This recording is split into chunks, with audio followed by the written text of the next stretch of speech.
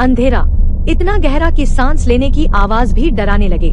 राजस्थान की वीरान पहाड़ियों के बीच खड़ा है मेहंदीपुर बालाजी टेम्पल। दिन में यहाँ भक्ति की गूंज रहती है, लेकिन जैसे ही सूरज ढलता है माहौल बदल जाता है।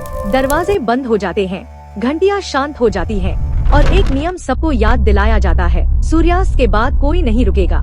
लोग कहते हैं रात में यहाँ कुछ ऐसा होता है जिसे देखने की इजाजत इंसानों को नहीं, पर एक युवक ने इन बातों को अंधविश्वास समझा। उसने तय किया कि वह सच देखेगा।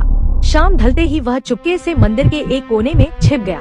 दरवाजे बंद हुए, सन्नाटा फैल गया। पहला घंटा बीता, कुछ नहीं हुआ। दूसरे घंटे में अचानक हवा बर्फ जैसी ठंडी हो गई। तीसरे घंटे में मंदिर के अंदर से धीमी टूटी सी रोने की आवाज आने लगी और उसका दिल जोर से धड़कने लगा। अचानक बिना किसी हाथ के दीपक जल उठे और दीवारों पर परछाइयाँ हिलने लगी। तभी उसके कान के पास किसी ने फुसफुसाया, यहाँ जो बुलाया नहीं जाता वह लौट नहीं पाता। वह डरकर पीछे मुड़ा, मगर वहाँ कोई नहीं था।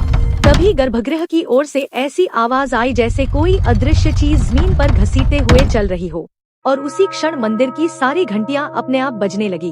वह भागना चाहता था, लेकिन उसके पैर जैसे जमीन में जम गए और फिर सब कुछ अंधेरे में डूब गया। सुबह जब मंदिर खुला तो लोग सीढ़ियों पर उसे बेहोश पड़े मिले। वह जिंदा था, मगर उसके बाल एक ही रात में सफेद हो चुके थे।